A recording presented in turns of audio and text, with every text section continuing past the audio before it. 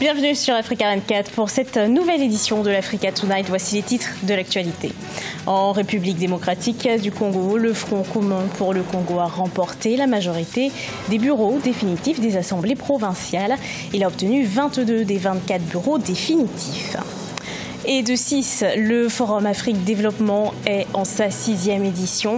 Elle débutera ce 14 mars à Casablanca au Maroc. Notre envoyé spécial nous donnera les détails du programme. Et puis en Afrique centrale, 18 doctorants reçoivent chacun 65 millions pour des projets de recherche. Des projets qui doivent à terme proposer des moyens de lutte efficaces pour l'éradication des maladies tropicales négligées. En République démocratique du Congo, à l'issue des scrutins organisés le lundi 11 et le mardi 12 mars, les noms des dirigeants des bureaux définitifs des assemblées provinciales sont connus. C'est le Front commun pour le Congo qui obtient la majorité. Précision dans ce reportage de Jacques Amboka. En République démocratique du Congo, le Front commun pour le Congo s'étaille la part du lion aux élections des bureaux définitifs des assemblées provinciales. La famille politique de l'ex-chef de l'État, Joseph Kabila, rafle la présidence de 22 sur les 24 bureaux définitifs des assemblées provinciales à l'issue des élections organisées le 11 et 12 mars par la centrale électorale. Donc ça signifie que le FCC dispose des moyens de pression des plus à exercer sur le chef de l'État parce qu'en vertu de la Constitution, il y a un partage des compétences entre le pouvoir central et le pouvoir des provinces.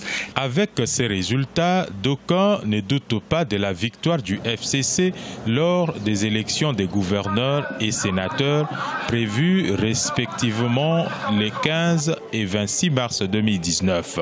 Dans ces contextes, l'ex-chef de l'État, Joseph Kabila, l'autorité morale du FCC, reste donc un acteur incontournable des enjeux politiques congolais. La gestion des provinces pourrait découler non pas de la vision exclusive du chef de l'État au regard de son projet de société, mais plutôt des idéaux du FCC dirigé par le président honoraire Joseph Kabila. Notons que la coalition Lamuka de Martin Fayulu n'a conquis qu'un seul bureau dans la province du Congo central. C'est le même résultat réalisé par le camp pour le changement de Félix Tshisekedi et Vital Kamerhe. Quand l'Est rencontre l'Ouest, il s'agit du thème de la 6e édition du Forum Afrique Développement. Il débute ce 14 mars à Casablanca, la capitale économique du Maroc. Porté par Attijari Wafa Bank, l'événement est devenu une plateforme de dialogue et de promotion des investissements et du commerce intra-africain. Coup d'œil sur le programme de l'événement avec notre envoyé spécial Fanny Mounichi. C'est ici, à Casablanca, au Maroc, aura lieu ces 14 et 15 mars le Forum Afrique Développement. L'événement en est à sa 6e édition, organisé par le groupe bancaire marocain Attijari Wafa Bank. Plus de 1500 opérateurs économiques et décideurs du continent sont attendus, avec comme invité d'honneur la Sierra Leone, dont le président Julius Maada Bio procédera à l'ouverture du forum. Cet événement Africa 24 vous le fera vivre en direct de Casablanca, avec nos équipes déployées sur place, nos invités en plateau et les intervenants que nous recevrons tout au long de ces 2 journées. Au programme des conférences, des débats, des plénières sur des thèmes aussi divers que l'intégration régionale, les femmes entrepreneurs, les start-up ou encore le positive impact, entendez par là le financement durable et responsable. Mais il y aura également des rendez-vous B2B et c'est sur cet aspect que le forum compte faire la différence. Déjà lors de la 5e édition, plus de 4000 rencontres de ce type avaient été comptabilisées, un chiffre qui pourrait bien être dépassé cette année. Une victoire sans majorité absolue. Le Parti africain pour l'indépendance de la Guinée et du Cap-Vert remporte les législatives du 10 mars, mais à 5 sièges de la majorité au Parlement. Selon les résultats provisoires proclamés par la Commission nationale des élections, le parti a obtenu 47 des 102 sièges de l'Assemblée nationale populaire. Domingos Simão Pereira, le président du parti vainqueur selon ces résultats, peut ainsi devenir le nouveau Premier ministre de José Mario Vaz, le président de la République. Proposer des moyens de lutte efficaces pour l'éradication des maladies tropicales négligées en Afrique centrale, c'est l'objectif du projet de 18 jeunes doctorants de la sous-région. Ils ont reçu des bourses de recherche de 65 millions de francs CFA. Les précisions de Viviane Bauken. La trypanosomiase africaine, l'onchocercose, la rage, la lèpre, les épidémiologies de morsures de serpents figurent parmi la liste des maladies tropicales négligées qui suscitent l'intérêt de recherche pour ces doctorants issus des différents pays de la sous-région.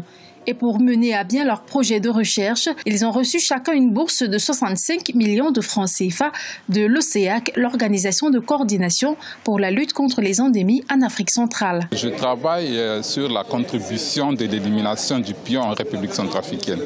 Vous savez que le pion est une maladie tropicale négligée qui affecte beaucoup plus les populations autochtones qui sont sujets, par exemple, à la pauvreté, aux mauvaises conditions de vie. Et donc, nous voulons faire de notre mieux pour aider à ce que cette maladie puisse être éliminée au sein de ces populations.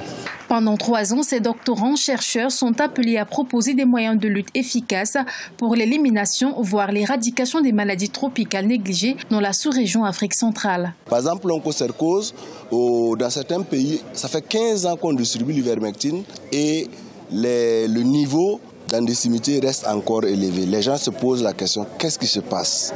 C'est par exemple une question qu'un chercheur peut aborder afin d'apporter la réponse à ceux qui font la mise en œuvre pour dire, bon voilà, il y a telle question qu'on ne peut pas, on a la réponse, on va maintenant corriger. Rappelons que les maladies tropicales négligées sont des parasitoses transmises par des insectes ou propagées par l'eau, le sol ou l'air contaminé. Et selon l'Organisation mondiale de la santé, 40% des personnes en Afrique sont affectées par ces maladies. Au Bénin, l'opérateur de téléphonie mobile Spacetel sanctionné. La raison, non-respect des obligations liées à l'exploitation de sa licence.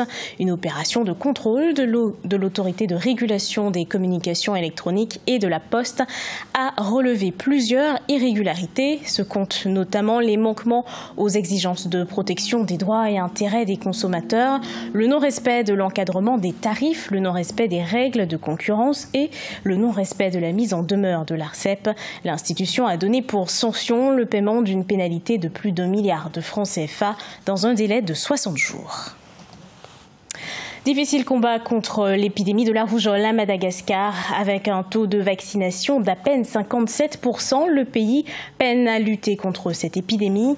Madagascar manque de moyens pour atteindre une couverture vaccinale optimale. Solange Dubois. L'épidémie de rougeole continue de faire de nombreuses victimes à Madagascar.